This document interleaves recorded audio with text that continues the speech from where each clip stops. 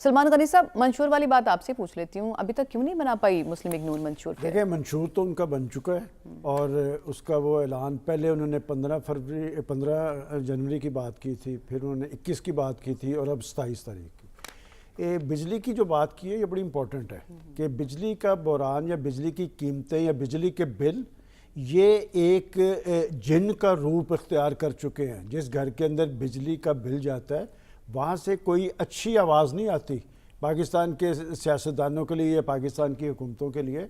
और इसमें भी कोई दो आरा नहीं कि माजी के अंदर लोड शेडिंग एक बहुत बड़ा इशू था, 18 घंटे की लोड शेडिंग थी और एक पार्टी ने ये इशू पाकिस्तान मुस्लिम लीग नून ने हल करके दिखाया था।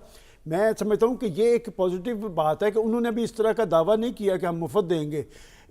आप 200, 250 या 300 की बात कर रहे हैं, मैं आपको इसका नुस्खा बताता हूँ। आप सिर्फ लोगों से 200, 250, 300 बिजली के नर्ख लें।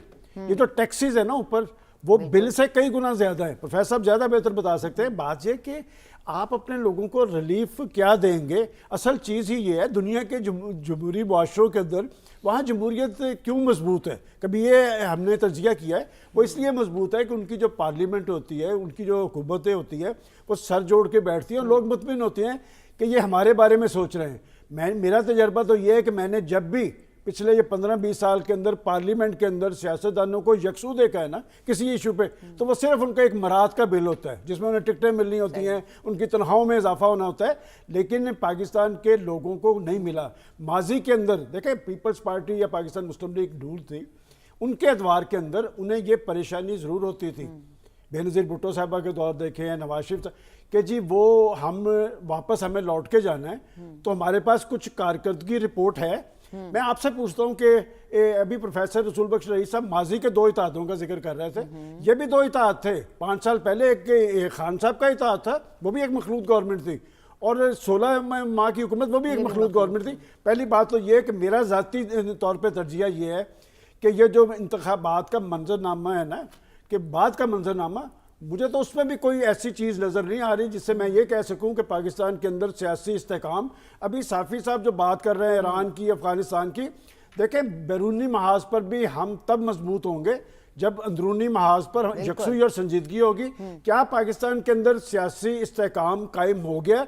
और सियासी इस्तेकाम जो है, मुआशी इस्तेकाम के लिए सियासी इस्तेकाम ज़रूरी है।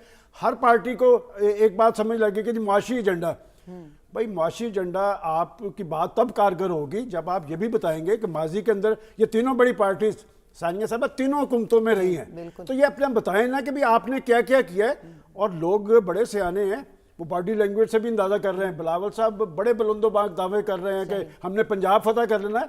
पंजाब लाहौर की NA 127 से फतह नहीं होना, उसके लिए लाहौर के अंदर भी 14 सीटें हैं, पंजाब के अंदर भी 141 सीटें हैं, तो वहां पर भी आपको इसी तरह कैंपेन चलानी पड़ेगी। अगर वो समझते हैं उम्मीदवार भी तो खड़े करने पड़ेंगे नहीं, वो जो कैंपेन के साथ आप आज़ाद की बात कर रहे हैं ना, मैंने इसलिए कहा कि मैं आपको एक खबर दे रहा हूँ कि ये जो आज़ाद मजबूत आज़ाद है ना, अभी इलेक्शन नहीं हुआ, आपने कहा 18 दिन रह गए हैं, वो मजबूत आज़ाद जो हैं जिनके इम्कानात हैं जीतने के, वो एक मुनज़्ज़म सिलसिले का हिस्सा बन चुके हैं। वो इसलिए मजबूत तो हो गए हैं आज़ाद के आने वाले कल के अंदर जब इंतखाबात होंगे वो किसी ना किसी पार्टी के अंदर जाएंगे। और वो जो बिलावल साहब मुखातब करते नज़र आ रहे हैं ना, वो भी जाल खोल के आज़ाद मेरे साथ आएंगे, वो इतने आज़ाद नहीं हैं जितने बिलावल साहब समझ रहे हैं। तो लिहाजा वो आज़ाद हैं, वो ज़्यादा बंधे हुए हैं। जो पॉलिटिकल पार्टीज़ के लोग पॉलिटिकल निशान पे आएंगे ना, वही पार्टीज़ के साथ खड़े रहेंगे, और बाकी आज़ाद किधर जाएंगे वो आपको वक्त साबित कर देगा। सही हो गया। डॉक्टर साहब, मखलूत हुकूमत की बात कर रहे हैं कि अगला जो मंजरनामा है वो ज़ाहिर है मखलूत हुकूमत ही नज़र आ रही है। कोई भी एक पार्टी शायद हुकूमत ना बना सके सिंपल मेजॉरिटी के साथ, ऐसा कुछ नज़र आ रहा है। और इसहाक डार साहब ने इसके बारे में कहा है कि अगर PDM की तर्ज की हुकूमत बनी तो फिर हम तो मसाइल हल करने के काबिल नहीं होंगे। ज़ाहिर है इतना मैंडेट ही नहीं होता कि आप इंडिपेंडेंटली फैसले कर सकें, तो फिर हम ना ही समझें पॉलिटिकल पार्टीज़ की तरफ से जो अवामी मसाइल हैं उनके हल के लिए।